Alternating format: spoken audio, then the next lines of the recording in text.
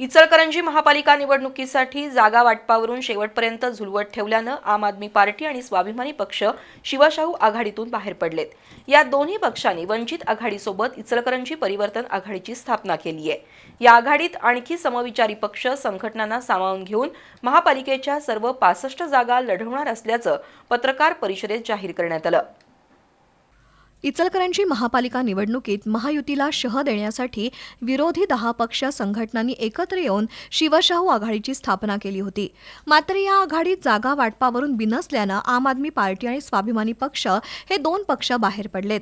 आता हे दोन्ही पक्ष आणि वंचित बहुजन आघाडीनं एकत्र येऊन इचलकरंजी परिवर्तन आघाडीची स्थापना केली आहे। याबाबत माहिती देण्यासाठी झालेल्या पत्रकार परिषदेत आपचे प्रचार प्रमुख आकाश सुतार यांनी महापालिका निवडणुकीत जागा वाटपावरून आपल्याला शेवटपर्यंत झुलवत ठेवण्यात आल्याचा आरोप केला।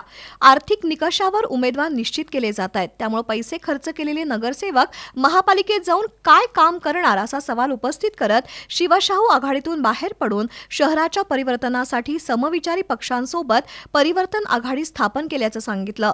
वंचित बहुजन आघाडीचे जिल्हाध्यक्ष जनार्दन गायकवाड यांनी धनशक्ती विरोधात जनशक्तीचा लढा उभा करून शहराचा चेहरा मोहरा बदलण्यासाठी परिवर्तन आघाडीची स्थापना केल्याचं सांगितलं। हेवे दावे विसरून महाविकास आघाडीसोबत राहिलो, मात्र महापालिका निवडणुकीत जागा वाटपावर एकमत होत नसल्यानं शिवशाहू आघाडीतून बाहेर पडण्याचा निर्णय घेतलाय। आता परिवर्तन आघाडीच्या माध्यमातून शहराचा विकास साधण्यासाठी प्रयत्न करणार असल्याचं स्वाभिमानी पक्षाचे शहराध्यक्ष हेमंत वणकुंद्रे यांनी स्पष्ट केलं। यावेळी महेश कांबळे, राजाराम माळगे, वसंत कोरवी, रावसो पाटील, सलीम शेख, अशफाक देसाई, संदीप कांबळे उपस्थित होते।